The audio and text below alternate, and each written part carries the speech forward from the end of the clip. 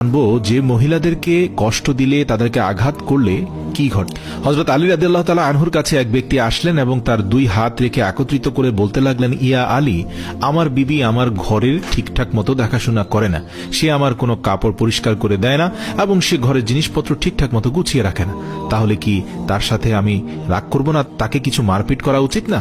এতটুকু বলার সঙ্গে সঙ্গে হযরত আলী রাদিয়াল্লাহু তাআলা আনহু বললেন, কে বলেছে তোমার বিবির উপর তোমার ঘরের কাজ করা ওয়াজিব রয়েছে?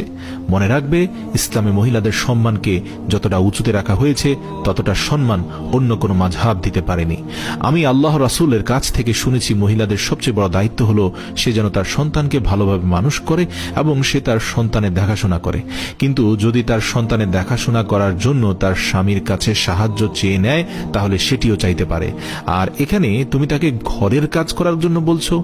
যদি মহিলারা তার নিজের খুশিতে ঘরের কাজ করে থাকে, সেটি তার দয়া, সেটি তার জন্য বাড়তি কাজ, আর সেটার জন্য তুমি শুকরিয়া আদায় করতে থাকো এবং তার প্রশংসা করো। আমি আল্লাহর রাসূলের মুখ থেকে শুনেছি, যে সময় মহিলারা নিজের ঘরের কাজ করে থাকে সে সময় আল্লাহ রাব্বুল আলামিন ফেরেশতাদেরকে পৃথিবীর মাটিতে নামিয়ে দেন আর বলেন, যতক্ষণ পর্যন্ত এই মহিলা তার স্বামীর ঘরের কাজ করতে থাকবে ততক্ষণ পর্যন্ত তুমি তার জন্য ইবাদত করতে থাকো, আমি এই সকল ইবাদত তার আমলনামায় যুক্ত করে দেব। সুবহানাল্লাহ। আর সেজন্য যদি কোনো মহিলা তার নিজের স্বামীর ঘরকে নিজের ঘরের মতো আগলিয়ে রাখে, সেটি তার জন্য পৃথিবীর সর্বশ্রেষ্ঠ ইবাদত হয়ে যায়। এটি মহিলাদের খুব সুন্দর একটি নৈতিকতা যে তারা স্বামীর ঘরকে জান্নাত বানিয়ে রাখে, তোমার বাচ্চাকে খুব সুন্দর করে মানুষ করে গড়ে তোলে। কিন্তু কেউ যদি কোনো মহিলার উপর জুলুম করে আর বারবার ঘরের কাজের জন্য পেরেশান করে বিরক্ত করতে থাকে, তার উপর অত্যাচার করে থাকে, তাহলে রোজ হাসরের দিন আল্লাহ রাব্বুল আলামিন সেই মানুষটির গর্দান ধরে টেনে নিয়ে আসবেন এবং তাকে কঠিন শাস্তি দিবেন। আর দোজখের একটি দরজা তার জন্য খুলে দেওয়া হবে। তখন এটি বলা হবে যে এরা সেই ইনসান যারা নিজের স্ত্রীর উপর অত্যাচারের জন্য হাত উঠিয়েছে।